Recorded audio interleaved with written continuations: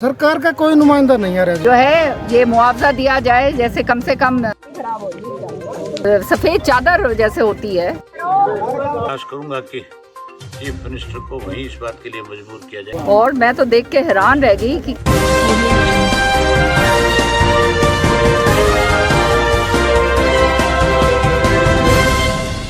विपक्षी दलों के नेता पहुंच रहे किसानों के पास, जगा रहे मुआवजा मिलने की आस।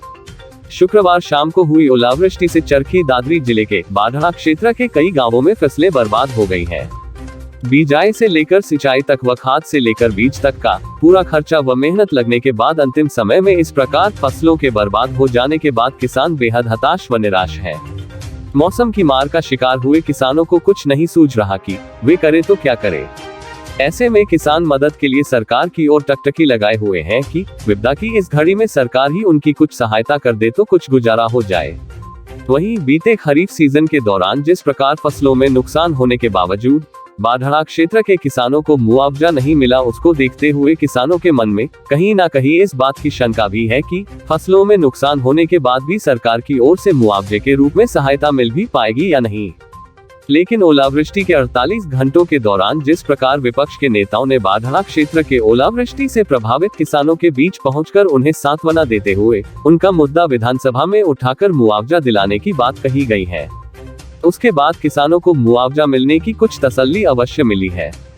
रविवार सुबह पूर्व में मंत्री रही व तोशाम से विधायक कांग्रेस की वरिष्ठ नेता किरण चौधरी किसानों के बीच पहुंची व उन्होंने गांव भांडवा, आर्यनगर, गोविंदपुरा आदि कई गांवों में पहुंचकर फसलों का जायजा लिया व किसानों को कुदरत की मार से हुए नुकसान से उबारने के लिए सरकार से प्रति एकड़ 70,000 रुपए मुआवजा देने व मूली के बीज यानी कि सोहरी उगाने वाले किसानों को भी इसमें शामिल करने की मांग की। किरण चौधरी ने विधानसभा में उनकी मांग रखकर आर्थिक सहायता दिलवाने का आश्वासन दिया। मांग करूंगी कि स्पेशल गिरदावरी तुरंत करी जाए और गिरदावरी के साथ साथ जो है ये मुआवजा दिया जाए, जैसे कम से कम ये इसका जो सरसों की फसल है तो कम से कम उसको 70,000 रुपए प्रति एकड़ हो, उसकी लागत लुगत लगा के मेरे ख्याल में इतना हो जाता है। और जो ये मूली के बीज उगाते हैं और ये बीज भी मेरे ख्याल में 10-12 हज़ार रुपए जो है प्रति क्विंटल जो है ये बिकता है। पर मुझे हैरानगी है जो किसान भाई बता रहे हैं कि इनको इसका कोई मुआवजा नहीं मिलता और इसको जो है सब्जी के अंदर शामिल कर दिया गया है और इसके अंदर इसको फसल में नहीं माना जाता। तो ये भी विधानसभा में जोर शोर से उठाऊंगी मैं। कपास की फसल खराब हुई थी, कपास की फसल जो है उसका भी मुआवजा अभी तक नहीं दिया गया है, उसका भी सारा तोड़ मोड़ करके सारा कर दिया है। तो ये तो सरकार की पूरी तरह से नाकामी दर्शाती है। वहीं एक दिन पहले शनिवार रात एलनाबाद विधायक व इनेलो के वरिष्ठ नेता अभय सिंह चौटाला ने भी बाढ़ा क्षेत्र में पहुंचकर किसानों पर पड़ी कुदरत की मार का जायजा लिया।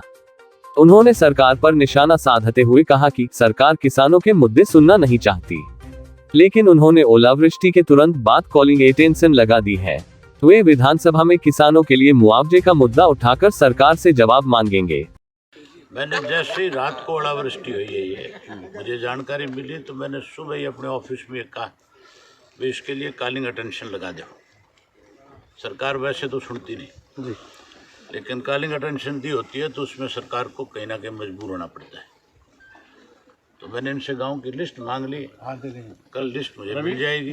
सारे गाँवों की गाँव वाइज जो है जिक्र करूँगा सारा का सारा। प्रयास करूँगा कि चीफ मिनिस्टर को वहीं इस बात के लिए मजबूर किया जाए, यही बता कितना मुआवजा देगा। इसके अलावा ओलावृष्टि होने के अगली ही सुबह अखिल भारतीय किसान कांग्रेस के राष्ट्रीय समन्वयक राजू मान दर्जन भर गाँवों के किसानों के बीच पहुंचे थे।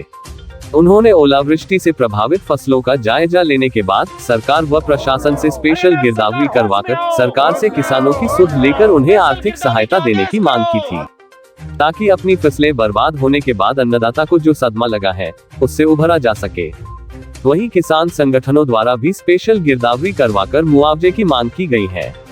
हुई है उसे 100 नहीं 120% उजाड़ हुआ है इसमें, क्योंकि 20% तो हम ऊपर खर्चा लगा रखा है इसका है, और 100% तो हमें कुछ मिलने वाला तो है ही नहीं इसमें। सरकार हमें कम से कम भी 50-70 हज़ार रुपये देगी ना किले का, जब हमारी भरपाई होगी। नहीं तो हमारे बच्चे और पशु हैं वो हमें गौशाला में डालने पड़ेंगे, क्योंकि कोई दाना मिलने वाला है नहीं। देखो तो ओलावृष्टि के बाद जिस प्रकार से नेता यहाँ रहे हैं तो कुछ उम्मीद लग रही है। हाँ, नेता कह रहे हैं कि हम विधानसभा में ये मुद्दा उठाएंगे।